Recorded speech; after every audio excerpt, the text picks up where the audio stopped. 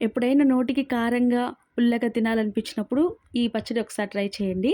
దోసకాయ, చింతకాయ తొక్కు పచ్చడండి ఇది. చింతకాయ తొక్కు కొంచెం ఒక 10 పచ్చిమిర్చి తీసుకొని మిక్సీ జార్‌లో వేసుకోండి.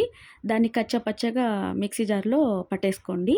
తర్వాత దోసకాయని కట్ చేసుకొని కొన్ని ముక్కలు పక్కన పెట్టుకొని, ఇప్పుడు చింతకాయ తొక్కులో ఆ దోసకాయ ముక్కలు వేసుకొని దాన్ని కూడా కచ్చా పచ్చాగా మిక్సీ పట్టేయండి. ఇప్పుడు మనం పోపు వేసుకుందాం. స్టవ్ వెలిగించి కడాయి పెట్టుకొని అందులో ఆయిల్ వేసుకొని, అందులో మనకిప్పుడు పచ్చిశనగపప్పు, మినపప్పు వేసుకోవాలి. ఆవాలు, జీలకర్ర వేసుకోవాలి. ఓకేనా? ఇవి 2 బాగా వేగాక ఒక ఎండుమిర్చి, ఒక 5, 6 వెల్లుల్లి రెబ్బలు, కరివేపాకు, ఇప్పుడు మనం పక్కన పెట్టుకున్నాం కదా! దోసకాయ ముక్కలు అవి కూడా వేసి అవి బాగా మెత్తగా అయ్యే వరకు వాటిని వేయించుకోవాలండి. మూత పెట్టేసి ఒక 10 నిమిషాలు వేయించుకోండి. అందులోనే సాల్ట్ కూడా కొంచెం యాడ్ చేసుకోండి. ఓకేనా? ఈ పచ్చడి నోరు ఎప్పుడైనా బాగలేనప్పుడు చేసుకుంటే చాలా బాగా అనిపిస్తది నోటికి. కమ్మగా ఉంటుంది. 2 ముద్దలు ఎక్స్‌ట్రా తింటారు. చూసారు కదా! దోసకాయ బాగా ఉడికిపోయాక మన చింతకాయ తొక్కు పచ్చడి అందులో వేసేసేయండి.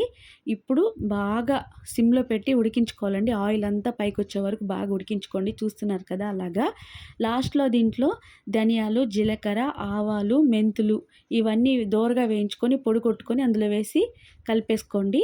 అదే నేను వేస్తున్నాను కదా! అదేనండి ఆ పౌడరు. తర్వాత ఇంగువ పొడి వేసుకొని దింపేసుకోవడమే. చాలా చాలా బావుంటుంది. ఒకసారి ట్రై చేయండి. Thank you.